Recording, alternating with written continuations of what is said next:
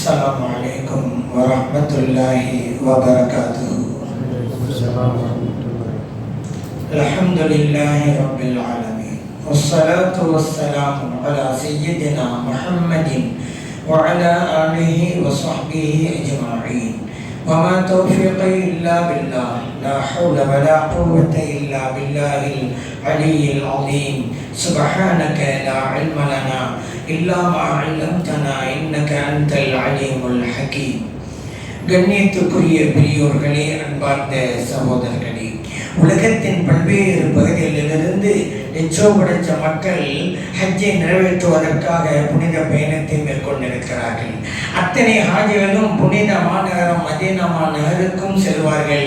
நம் உயிரிலும் மேலான கண்மணி நாயகம் ஸல்லல்லாஹு அலைஹி வஸல்லம் அவர்களை ஜியாரத்தும் செய்வார்கள். அந்த பாக்கியம் அவர்களுக்கு கிடைத்திருக்கிறது. மதீனத்து மண்ணிலே கால் பதிக்கிற நற்பாக்கியம் இந்த ஹாஜிகளுக்கு கிடைக்கிறது. மதீனா மாநகரம் ஒரு ஊரின் பெயரே ஊர் என்றல்லவா ஒரு விசித்திரம் இங்கே இருக்கிறது. உலகத்திலே கோடான கோடி ஊர்கள் உண்டு, ஒவ்வொரு ஊருக்கும் ஒரு பெயரும் உண்டு. ஆனால் ஒரு ஊரின் பெயரே ஊர் என்ற ஒரு அதிசயத்தை பார்த்திருக்கிறீர்களா? அந்த அதிசயம் தான் இங்கே நிகழ்ந்திருக்கிறது. மதீனா என்றாலே ஊர், நகரம் என்றுதான் அர்த்தம், டவுன் என்றுதான் அர்த்தம். அப்படி ஒரு சிறப்பு அந்த மதீனாவுக்கு இருக்கிறது. அந்த பெயர் எப்படி வந்தது? அதனுடைய அசல் பெயர் யஸ்ரிபி என்பதாகும். யஸ்ரிபி என்றால் நாசம் என்பது பொருள். அந்த பெயர் போய் மதீனா என்கின்ற பெயர் வந்துவிட்டது.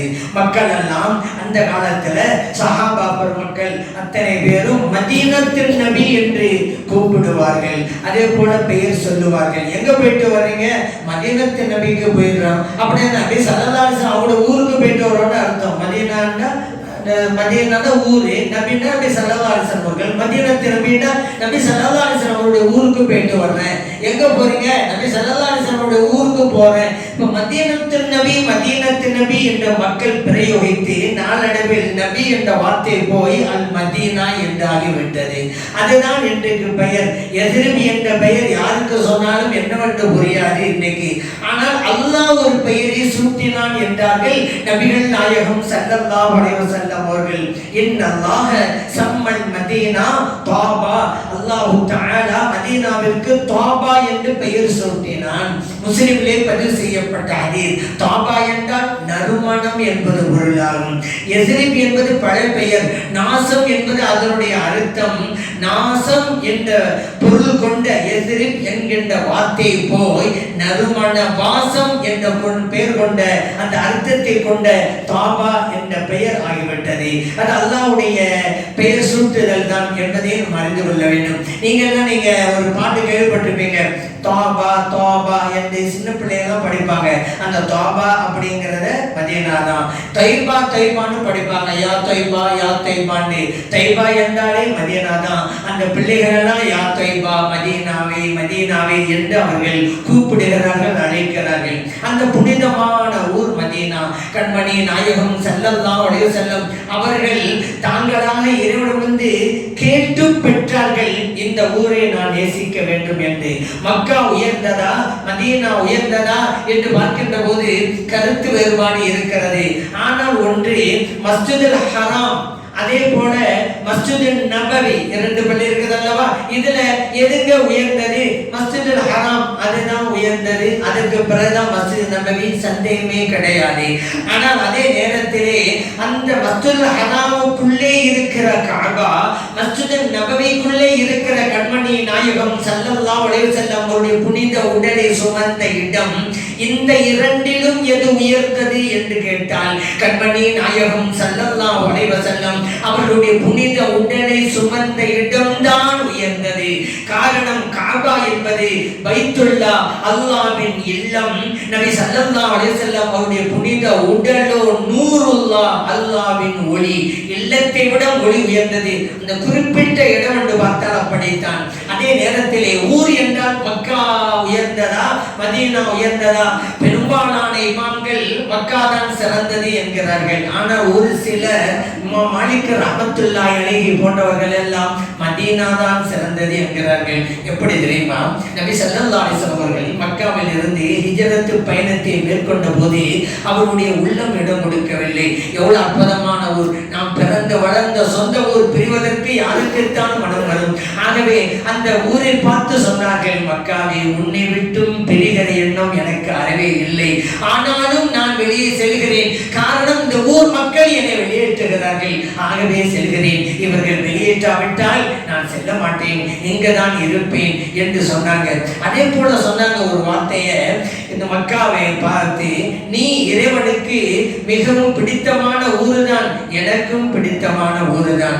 பிறகு நபி ஸல்லல்லாஹு அலைஹி வஸல்லம் அவர்கள் அல்லாஹ்விடம் பிரார்த்தனை செய்தார்கள், இறைவனே, நான் நேசிக்கும் ஊரிலிருந்து இப்போது நான் புறப்படுகிறேன். நான் நேசிக்கும் ஊரிலிருந்து நான் புறப்படுகிறேன். இறைவா, நீ நேசிக்கும் ஊரிலே என்னை குடி அமர்த்துவாயாக அப்படின்னாங்க. அப்படியானால் நபி ஸல்லல்லாஹு அலைஹி வஸல்லம் அவர்கள் நேசித்த ஊர் மக்கா, இறைவன் நேசித்த ஊர் மதீனா. இறைத்தூதர் ஸல்லல்லாஹு அலைஹி வஸல்லம் அவர்கள் நேசித்த ஊரை விடவும் இறைவன் நேசித்த ஊருதானே சிறந்தது என்கிறார்கள் இமாம் மாலிக் ரஹ்மத்துல்லாஹி அலைஹி அவர்கள். அந்த மதீனாவிலே பல்வேறு சிறப்புகள் உண்டு. அந்த மண்ணிலே கால் பதித்தாலே புனிதம் அல்லவா? இறை தூதர் ஸல்லல்லாஹு அலைஹி வஸல்லம் அவருடைய பிரார்த்தனையை பெற்ற அருமையான ஊர் அல்லவா அந்த மதீனா. காரணம் என்ன தெரியுமா? நபி ஸல்லல்லாஹு அலைஹி வஸல்லம் அவருடைய காலத்திலே ஒரு வழக்கம் இருந்தது. அந்த சஹாபா பெருமக்களுடைய ஈச்சமர தோட்டங்களிலே ஏதாவது ஒரு மரம் புதிதாக முதலாக பழத்தை அது கொடுத்து விட்டால் அதை எடுத்து கொண்டு வந்து கண்மணி நாயகம் ஸல்லல்லாஹு அலைஹி வஸல்லம் அவர்களிடம் கொடுப்பார்கள். யார சொல்லலாம், எங்கள் தோட்டத்து மரம் முதலாக காய்த்தது, இந்தாங்க அப்படிவாங்க. நபி ஸல்லல்லாஹு அலைஹி வஸல்லம் அவர்களை வாங்கி துஆ செய்வாங்க. அல்லாஹும்ம பாரிக் லனா, இறைவனே எங்களுக்கு நீ பரக்கத்து செய்வாயாக. ஃபீ ஸமரினா, இந்த பழத்திலே பரக்கத்து செய்வாயாக. வ பாரிக் லனா, எங்களுக்கு பரக்கத்து செய்வாயாக. ஃபீ மதீனத்தினா, எங்களுடைய இந்த ஊருக்கும் பரக்கத்து செய்வாயாக என்று துஆ செய்துவிட்டு அந்த சபையிலே இருந்த ஒரு சிறுவரை அழைத்து அந்த பழத்தை கொடுத்து உண்ணுங்கள் என்பார்கள் நபிகள் நாயகம் ஸல்லல்லாஹு அலைஹி வஸல்லம் அவர்கள். முஸ்லிமிலே பதிவு செய்யப்பட்ட ஹதீஸ். அந்த ஊர் மதீனா நபி ஸல்லல்லாஹு அலைஹி வஸல்லம் அவருடைய பிரார்த்தனையை பெற்ற ஊர் அல்லவா? இந்த ஊருக்கு பரக்கத்து செய்வாக என்றல்லவா கண்மணி நாயகம் ஸல்லல்லாஹு அலைஹி வஸல்லம் அவர்கள் துஆ செய்திருக்கிறார்கள். ஆகவே அந்த ஊருக்கு செல்வதே மிகப்பெரிய நற்பாக்கியம் என்பதை நாம் அறிந்து கொள்வோம். இந்த ஊரின் பழத்திலும் நீ பரக்கத்து செய்வாயாக என்றார்கள். ஆகவேதான் பேரித்தம்பழம் நமக்கெல்லாம் தெரியும். இந்த ஹாஜிகள் எல்லாம் உம்ராவுக்கு போறாங்க, அதே போல ஹஜ்ஜுக்கு போறாங்க, அவங்கெல்லாம் பழம் கொண்டு வருவாங்க, மக்களுக்கெல்லாம் கொடுப்பாங்க. யார் அவங்களை சந்திக்க போறாங்களோ பழத்தை கொடுப்பாங்க, ஜம்சம் நீரையும் கொடுப்பாங்க. நம்ம எல்லாம் பார்த்துருக்கிறோம். அவங்க கொடுக்கிற பெரும்பாலான பழம் வந்து களிமா பழம் சொல்லுவாங்க. அதுதான் ஓரளவு நடுத்தரமான பழம் அப்படிங்கிற வகையில். அதே நேரத்திலே இன்னொரு பழமும் இருக்கிறது, அதுதான் அஜுவா பழம். அந்த பழத்தின் சிறப்பை நபி ஸல்லல்லாஹு அலைஹி வஸல்லம் அவர்கள் சொன்னதால் அந்த பழத்தின் விலையே அதிகம் அங்கே. ஆனால் பழத்தின் அளவை பார்த்தால் சிறியதாகத்தான் இருக்கும். அதை விட பெரிய பழமெல்லாம் அம்பர் போன்ற பெரிய பழமெல்லாம் இருக்கிறது. ஆனால் அஜுவா பழம் சிறியதுதான், ஆனால் விலை அதிகம். ஏன் அப்படி ஒரு விலை அந்த பழத்துக்கு ஏற்பட்டது என்று கேட்டால், நபி ஸல்லல்லாஹு அலைஹி வஸல்லம் அவர்கள் செய்த ஒரு செய்திதான், அவர்கள் சொன்ன ஒரு நற்செய்திதான் இதற்கு காரணம். அவர்கள் சொன்னார்கள், ஒருவர் தினந்தோறும் காலை நேரத்திலே இந்த அஜுவா பழம் 7 பழங்களை சாப்பிட்டு வந்தால், எந்த நாளிலே அவர் அதை உண்ணுகிறாரோ அந்த நாளிலே எந்த ஒரு சூனியமும் அவரை தாக்காது, வலா சும்முன், எந்த ஒரு விஷமும் அவருக்கு பாதிப்பை ஏற்படுத்தாது என்றார்கள் நபிகள் நாயகம் ஸல்லல்லாஹு அலைஹி வஸல்லம் அவர்கள். இன்னைக்கு சாப்பிட்டா வச்சுக்கிறங்க, பாம்பே தீண்டினாலும் சரிதான் கிடையாது, அவருக்கு எந்த இது ஏற்படாது. யாராவது சூனியம் வச்சாலும் முடியாது. அப்படிப்பட்ட பழம்தான் இன்னைக்கு மக்கள் அதிகமான விலை கொடுத்து வாங்குகிறார்கள். இப்ப நமக்கு கேள்வி என்னன்னா, எவ்வளவு பழம் இருக்குது, ஏங்க இந்த அஜுவா பழத்துக்கு மட்டும் இவ்வளவு சிறப்பு இருக்குன்னு சொல்லி நபி ஸல்லல்லாஹு அலைஹி சொன்னாங்க அப்படின்னு நீங்க கேட்கலாம். காரணம் இருக்கிறது.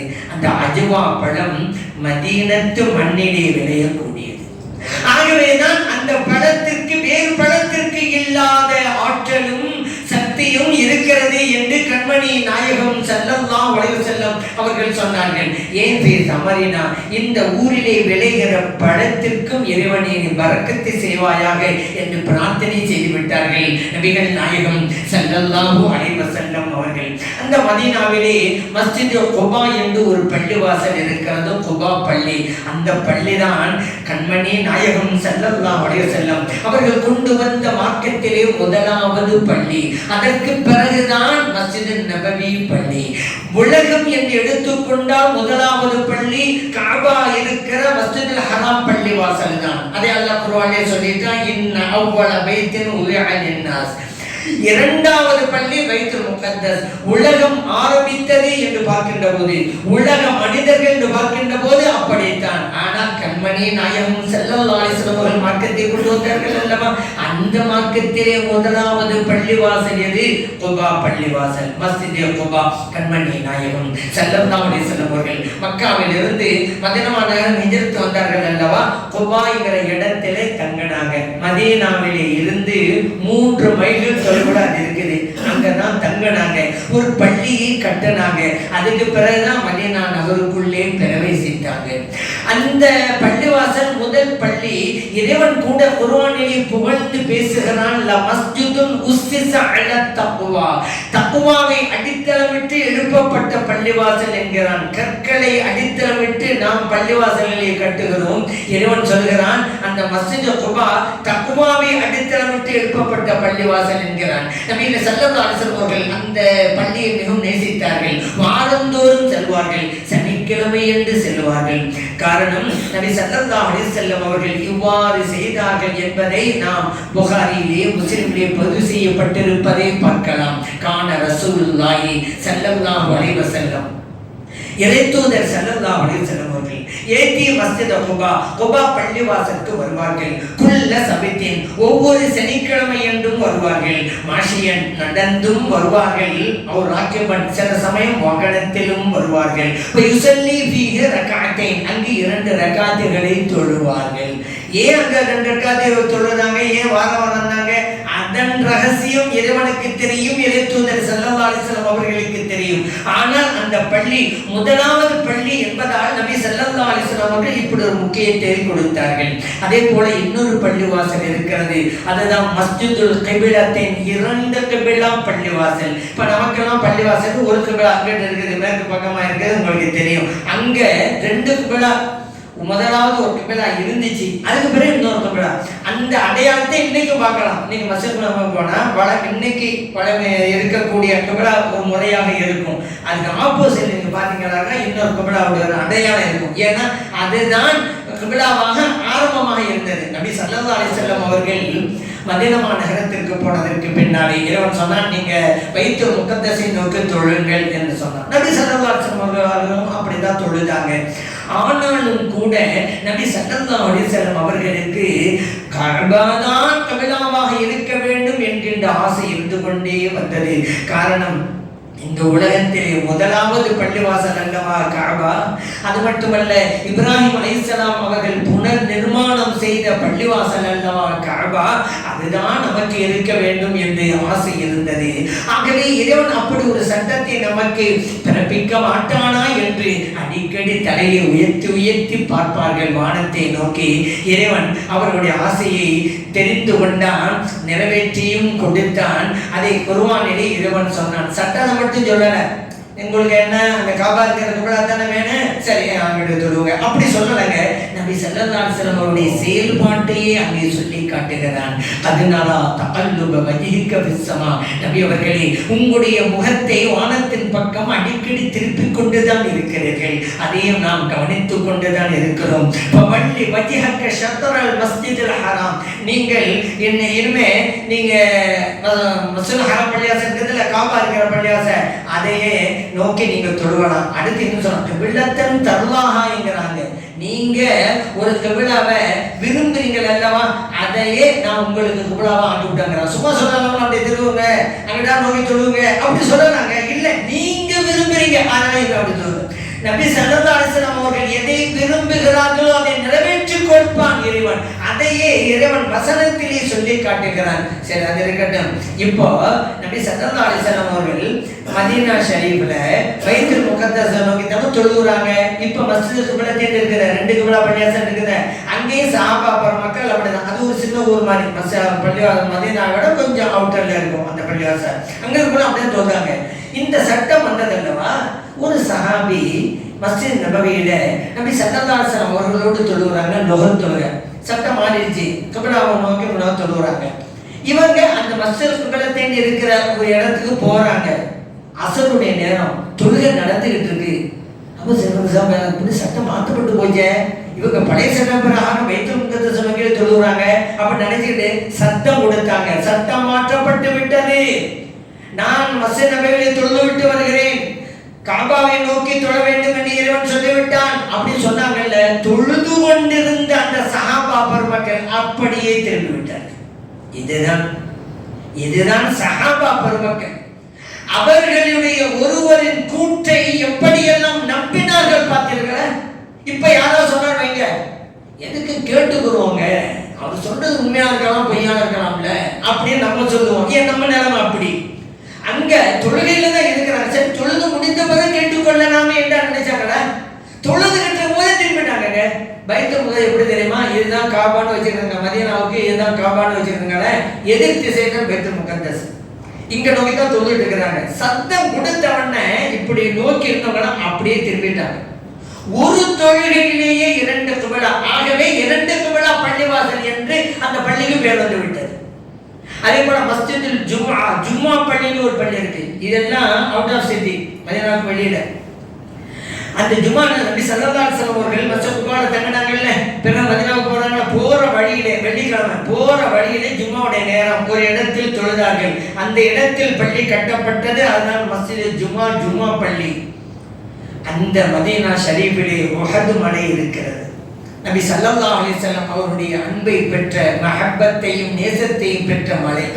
இந்த உலகத்தில் வேறு மலைக்கு கிடைக்காத நற்பேர் அதற்கு கிடைத்தது. நபி ஸல்லல்லாஹு அலைஹி வஸல்லம் சொல்லி காட்டுறாங்க, உஹதுன் ஜபலுன், உஹது ஒரு மலை, யுஹிப்புனா அதை நம்மை நேசிக்கிறது, வ நுஹிப்புஹு அதை நாம் நேசிக்கிறோம். புகாரியில் பதிவு செய்யப்பட்ட ஹதீஸ். இங்க நபி ஸல்லல்லாஹு அலைஹி வஸல்லம் அவர்களை நேசிக்கிற அந்த உஹது மலை, நபி ஸல்லல்லாஹு அலைஹி வஸல்லம் அவருடைய நேசத்தை பெற்ற அந்த உஹது மலை பார்க்கிற வாய்ப்பு ஹாஜிகளுக்கு கிடைக்கிறது. இன்னும் சொல்ல போனா ஸல்லல்லாஹு அலைஹி வஸல்லம் அவர்கள் பார்த்த பொருளில நம்ம கண்ணு படுதுன்னு வைங்க, எவ்வளவு ஒரு பாக்கியம். உஹது மலையை ஸல்லல்லாஹு அலைஹி வஸல்லம் பார்த்தாங்களா இல்லையா? எத்தனை தடவை பார்த்தாங்க. ஸல்லல்லாஹு அலைஹி வஸல்லம் அவருடைய கண் பார்வை பட்ட இடத்தை நமது கண்கள் பார்க்கின்றன. ஏன் உஹது மலை பேர் தெரியுமா? உஹது என்றால் ஒன்று, அஹதுன்னா ஒன்று, உஹதுங்கிறது அதுல இந்த வார்த்தை தான். பெரும்பாலும் சவுதியில பாத்தீங்கன்னாக்கா மலை குட்டி குட்டி மலையா நிறைய இருக்கும். ஆனா உஹது மலை மட்டும் சேர்ந்தாப்புல மிக நீளமா இருக்கும். பல குட்டி மலைகள் ஒரே மலையாக இருக்கிறதுனால உஹதுன்னா அஹதுடைய மீனிங் ஒன்று. ஆகவேதான் அதற்கு அப்படி ஒரு பெயரே வந்தது. அந்த மதீனா ஷரீஃபிலே மஸ்ஜித் நபவி என்கின்ற பள்ளிவாசல், அந்த பள்ளியிலே தொழுதால், ஒரு தடவை தொழுதால் மற்ற பள்ளிகளில் 1000 தடவைகள் தொழுதால் கிடைக்கிற நன்மை கிட்டும். புகாரில் பதிவு செய்யப்பட்ட ஹதீஸ். அப்படி ஒரு சிறப்பு இருக்கிறது, நன்மைகளை வாரி வழங்குகிறது. சில பேர் விஷயம் சொல்லுவாங்க, நீங்க மதீனாவுக்கு போனா அந்த பள்ளிவாசல்ல தொழுதா 1000 மடங்கு கிடைக்கும்ல, அந்த நோக்கத்துல தான் போகணும். யாரு? வஹாபியெல்லாம். நபி ஸல்லல்லாஹு அலைஹி வஸல்லம் ஜியாரத் செய்யறே நீங்க போயிடாதீங்க, அதுக்காக போக கூடாது அப்படின்னு சத்தம் பேசுவாங்க. நான் சொல்றதே, இப்ப ஆஜெல்லாம் எங்கேருந்து போறாங்க? மக்காவில் என்ன போறாங்க மதீனாவுக்கு. அது 1000 மடங்கு நம்ம கிடைக்குது, 1000 தான் போகணுமா? நான் கேட்கிறேன், 1000 மடங்கு எங்க போறீங்க? மக்காவில் லட்சம் கிடைக்குதுங்க. மக்காவில் இருக்கக்கூடிய பள்ளியை மஸ்ஜிதுல் பள்ளிவாசலே ஒரு தடவை தொழுதால் மற்ற பள்ளிவாசல்களில் லட்சம் தடவைகள் தொழுதால் கிடைக்கிற நன்மை கிடைக்கிறது அல்லவா? அதை விட்டு லட்சத்தை விட்டு யாரும் 1000 போவாங்களா? அப்ப மக்காவில் இருப்போர் போகக்கூடாதுன்னு சொன்னாங்க மதீனாவுக்கு. ஏன் லட்சத்தை விட்டு 1000 போவாங்க? அப்ப போறது எது தெரியுமா? நம் உயிரிலும் மேலான கண்மணி நாயகம் ஸல்லல்லாஹு அலைஹி வஸல்லம் அவர்களை சந்திப்பதற்காகத்தான். தத்துவம் பேசுபவர்கள் பாவம் இந்த உலகத்தினுடைய நற்பெயரை இழந்து நிற்கிறார்கள். அதுதான் உண்மை. அதை புரிந்து கொண்டவர்கள் உயர்ந்த நற்பாக்கியத்தையும் படித்தரங்களையும் பெற்றுக் கொண்டிருக்கிறார்கள். அதுதான் பேருண்மையாகும். அந்த மஸ்ஜித் நபவியிலே சொர்க்கத்து இடம் இருக்கிறது. நபி ஸல்லல்லாஹு அலைஹி வஸல்லம் சொன்னாங்க, மா பைன பைதி வ மின்பரி ரௌலத்தும் மின் ரியாதில் ஜன்னah, என்னுடைய வீட்டுக்கும் மிம்பர் படிக்கும் மத்தியில் இருக்கக்கூடிய இடம் சொர்க்கத்தின் பூந்தோட்டங்களில் ஒரு தோட்டம் என்றார்கள். புகாரிலே பதிவு செய்யப்பட்ட ஹதீஸ். ஆகவேதான் அந்த இடத்திற்கு போவதற்கு ஆதிமாரெல்லாம் ரொம்ப ஆர்வம் காட்டுவாங்க. அதோட பாஸ் எடுத்துக்கிட்டாலும் போகணுங்கிற ரூல்லாம் வந்துருச்சு. காரணம் அந்த இடத்துல அவ்வளோ பெரிய போட்டி. அந்த காலம் அப்படி இல்லை, யார் வேணாலும் போகலாம். ஏன்னா அந்த இடம் ரஷ்ஷாக இருக்கும், அவ்வளோதான். இப்போ முறையாக போகணுங்கிறதுனால அப்படி வச்சுதான் வச்சுக்கிறாங்க. இந்த உலகத்திலேயே சொர்க்கத்தை பார்க்கணுமா, சொர்க்கத்தின் ஒரு பகுதியை பார்க்கணுமா, மஸ்ஜித் நபவிக்கு போனால் நீங்கள் பார்த்து விடலாம். இமாம் நபவி போன்ற மா மேதைகள் எல்லாம் சொல்லுகிறார்கள், நாளை மறுமையிலே சொர்க்கத்திலே இந்த இடம் அகற்றப்பட்டு அங்கே கொண்டு போய் வைக்கப்படும் என்கிறார்கள். ஏன் சொர்க்கம் அல்லவாது? அந்த இடத்தை நீங்கள் பார்த்தால் சொர்க்கத்தை பார்க்கிறீர்கள். அந்த இடத்திலே நீங்கள் நின்றால் சொர்க்கத்திலே நிற்கிறீர்கள். அந்த இடத்தில் நீங்கள் தொழுதால் சொர்க்கத்திலே நீங்கள் தொழுகிறீர்கள். அந்த இடத்தில் இருந்து இருக்கிற செய்தால் சொர்க்கத்திலே இருக்கிற செய்கிறீர்கள். அப்படிப்பட்ட நற்பாக்கியம் இந்த ஹாஜிகளுக்கு கிடைக்கிறது. நீங்க கேட்கலாம், மஸ்ஜித் நபி அவ்வளவு பெருசு, ஏன் அந்த இடம் மட்டும் சொர்க்கம்? காரணம் வேணும்ல. என்ன காரணம் கேட்டா, கண்மணி நாயகம் ஸல்லல்லாஹு அலைஹி வஸல்லம் அவர்கள் அதிகமாக தொழுத இடம் அது. தஞ்சது தொழுகை மற்ற தொழுகையை தொழுவதற்கு அந்த இடத்தை தான் தேர்ந்தெடுத்தார்கள். அவர்கள் தொழும் போது கால் பதித்த இடம் இந்த உலகத்திலேயே சொர்க்கமாகி போனது. அவர்களை ஜியாரத் செய்வது என்பது சாதாரண ஒன்றல்ல. எப்படி ஜியாரத் செய்ய வேண்டும்? லா தர்ஃபஉ அஸ்வாத்தக்கும் ஃபௌக ஸௌத்தின் நபி, நபி ஸல்லல்லாஹு அலைஹி வஸல்லம் அவருடைய சப்தத்திற்கு மேலாக உங்கள் சப்தத்தை உயர்த்தாதீர்கள் என்றான் இறைவன் குர்ஆனிலே. சப்தத்தை உயர்த்தக்கூடாது. இந்த உலகத்தை விட்டு மறைந்ததற்கு பின்னால், இந்த உலகத்தில் வந்த பின்னாங்கிறது சும்மா சொல்லுவோமே தவிர நமது பார்வையை விட்டும் மறைந்தவர்கள், அவ்வளவுதான் சொல்லணும். ஏன் நபி ஸல்லல்லாஹு அலைஹி வஸல்லம் அவர்களுக்கும் இந்த உலகத்திற்கு மத்தியிலே தொடர்பு இருக்கிறது. அவருடைய வருகை இருந்து கொண்டுதான் இருக்கிறது. ஆகவே உலகத்தை விட்டுமே போயிட்டாங்கிறதல்ல, நம்முடைய பார்வை விட்டும் மறைந்திருக்கிறார்கள். அவர்கள் மக்களோடு இருந்தபோது எப்படி கண்ணியப்படுத்த வேண்டும், அப்படித்தான் இப்போதும் நடத்த வேண்டும் என்கிறார்கள் இமாம் மாலிக் ரஹ்மத்துல்லாஹி அலைஹி அவர்கள். அதேனாலதான் நீங்க இந்த கபர் ஷரீஃப் இருக்கிறதுல ஸல்லல்லாஹு கபர் ஷரீஃப் மேல நீங்க பார்க்கலாம். இந்த வசனம் தான் அங்க எழுதப்பட்டு, உங்கள் சப்தத்தை உயர்த்தாதீர்கள். ஸல்லல்லாஹு அலைஹி வஸல்லம் சப்தத்திற்கு மேலாக அந்த ஒழுங்கை இப்போதும் நாம் பேண வேண்டும். அதே போல இமாம் மாலிக் ரஹ்மத்துல்லாஹி அலைஹி சொல்றாங்க, அந்த மதீனா புனித ஊர். எப்படிப்பட்ட ஊர்? நபி ஸல்லல்லாஹு அலைஹி வஸல்லம் அவருடைய புனித உடலை சுமந்த மண்ணல்லவா அது அந்த மதீனா. ஆகவே அதை கண்ணியப்படுத்த வேண்டும் என்கிறார்கள் இமாம் நபவி ரஹ்மத்துல்லாஹி அலைஹி அவர்கள் சொல்லி காட்டுகிறார்கள். இந்த பூமி உருண்டையிலே மக்காவிற்கு அடுத்து சிறந்த ஊர் இதுதான் என்கின்ற எண்ணத்தை உன் உள்ளத்திலே கொண்டு அங்கே செல்லி அப்படிங்கிறாங்க. போறது ஒரு பெருசு இல்லைங்க. இப்ப நீங்க என்ன சொல்ல வந்தீங்க, ஜிம்மாக்கு வந்துட்டு போறது அது பெருசு இல்லை. இறைவன் நரசிவை எனக்கு தந்தார், இங்கே வருவதற்கான நேரத்தை தந்தான், அவகாசத்தை தந்தான், அதற்குண்டான ஆற்றலையும் எனக்கு கொடுத்தான். அப்படின்னு நீங்க புரிஞ்சுக்கிட்டு வரணும், போகணும். அதுதான் வணக்கம். சும்மா வந்தமா இருந்தமா போனமா வந்தா அது கிடையாது. அந்த உள்ள உணர்வு வேண்டும். இதை இமாம் நபவி ரஹ்மத்துல்லாஹி அலைஹி சொல்லி காட்டுகிறார்கள். ஆகவே கல்வி கடல் இமாம் கஸாலி ரஹ்மத்துல்லாஹி அலைஹி சொல்றாங்க, அத்தஹியாத்திலே நீ அமர்ந்து கொண்டு அஸ்ஸலாமு அலைக்க அய்யுஹன் நபி என்று கூறுவாய் அல்லவா, நபி அவர்களே அல்லாஹ்வின் சாந்தி உங்களுக்கு உண்டாகட்டும் என்று நீ கூறுகிறாய் அல்லவா, அந்த நேரத்திலே உனக்கு முன்னாலே நபி ஸல்லல்லாஹு அலைஹி வஸல்லம் அவர்களை முன்னிலைப்படுத்தி பிறகு நீ சலாம் கூறு என்கிறார்கள். சும்மா அத்தியாயத்தை ஆரம்பிச்சோன்னா முடியும் போது அத்தியாயம் முடிஞ்சா அஸ்ஸலாமு அலைக்கும் அஸ்ஸலாமு அலைக்கும். ஏன் அதுக்கு மேலே நாக்கு போகலை. ஏன் மனப்பாடம் பண்ணவே தானே ஓட வண்டி, அதுவே வரமாட்டேங்குது. பேர் நினச்சிக்கிறது முடிஞ்சு போச்சு. அப்படியே அல்ஹம்துலில்லாஹ் அப்படி தானே ஓதுறோம். அல்ஹம்துலில்லாஹ் ஆரம்பிக்கிறோம், ஆமீன் முடிச்சுட்டோமா அப்படியே நம்ம நினைக்கிறமே தவிர ரஹ்மான் ரஹீம் மாலிகி யௌமித்தீன் அந்த நேரத்துல எல்லாம் அந்த இறைவனுடைய பண்புகளை சிந்தனை கொண்டு வந்தோமா இல்லைங்க. சும்மா நாக்கு வாய்ப்பாட கிழிப்பிட மாதிரி ஓதிக்கிட்டு இருக்கு. அதனாலதான் இமாம் கஸ்ஸாலி அந்த சொல்றாங்க, அந்த மாதிரி சொல்லாத தொழுகையில அஸ்ஸலாமு அலைக்கும் சொல்லும் பொழுது ஸல்லல்லாஹு அலைஹி வஸல்லம் அவர்களை ஆஜர்படுத்து, உனக்கு முன்ன ஆஜர்படுத்து, பிறகு நீ சலாம் கூறு என்கிறார்கள். இதைத்தான் இமாம் நபவி ரஹ்மத்துல்லாஹி அலைஹி அவர்கள் சொல்லி காட்டுகிறார்கள். அதே போல அங்கு செல்லும் போது நெருக்குதல் இருக்கும். பாபு சலாம் வழியாகத்தான் போவாங்க. எல்லாம் வெளியில அவன் நெருக்கது அவ்வளோ இருக்காது, உள்ளுக்கு போனா நெருக்கமாக தான் இருக்கும், போயிட்டே இருப்பாங்க. நம்மால் யாருக்கும் எந்த தொந்தரவும் ஏற்படக்கூடாது. ஏன்னா தூதர் ஸல்லல்லாஹு அலைஹி வஸல்லம் அவங்க சொன்னாங்க, அல் முஸ்லிம் மன் சலிமல் முஸ்லிமூன் மின் லிசானிஹி வ யதிஹி. உண்மையான முஸ்லிம் யார்? அவனுடைய நாவின் மூலமும் அவனுடைய கையின் மூலமும் மற்றவர்களுக்கு இடையூறு கிடைக்க கூடாது. அப்படி சொன்னாங்களே, அப்ப அவங்களுடைய சமூகத்தில் இருந்துகிட்டு மற்றவங்களை இறந்து விடுறாம இல்ல, முந்திக்கிட்டு போகணும். அதெல்லாம் இல்லை, மெதுவாகத்தான் போகணும். அந்த ஒரு அதவையும் அங்கே கடைபிடித்தாக வேண்டும். அதே போல அபுல் ஹசன் ஷாதிலி ரஹ்மத்துல்லாஹி அலைஹி சொல்றாங்க, நீ மதீனாவுக்குள்ளே நுழையும் போது உன்னுடைய உள்ளத்திலே நபி ஸல்லல்லாஹு அலைஹி வஸல்லம் அவருடைய கண்ணியத்தையும் மஹப்பத்தையும் உள்ளம் முழுவதும் நிரப்பிக் கொண்டு உள்ளே செல்லுங்கிறாங்க. சும்மா போனோம் வந்தோங்கிறது இல்லை, அந்த மஹப்பத்தை நிரப்பு உன்னுடைய கல்வில. அதனாலதான் சூஃபியாக்கள் சொல்லி காட்டுவார்கள், மஸ்ஜித் நபவிக்குள்ளே நீ போகும் பொழுது உனது உடல் மஸ்ஜிதுக்குள் பிரவேசிக்கட்டும், உனது உள்ளம் இறைத்தூதர் ஸல்லல்லாஹு அலைஹி வஸல்லம் அவருடைய சன்னிதானத்தில் பிரவேசிக்கட்டும், அப்படி நீ உள்ளே செல் என்கிறார்கள். இப்படி அந்த மதீனாவில் ஷரீஃபில் இருக்கக்கூடிய சிறப்புகள், அங்கே நாம் எவ்வாறு நடந்து கொள்ள வேண்டும் என்பதை பற்றி எல்லாம் இமாம்கள் சொல்லி தந்தார்கள். அந்த ஊருக்கு போகும்போதும் சரி, நபி ஸல்லல்லாஹு அலைஹி வஸல்லம் தியானத்துக்கு போகும்போதும் சரி, ஸலவாத்தை சொல்லிக் கொண்டே இருக்க வேண்டும்.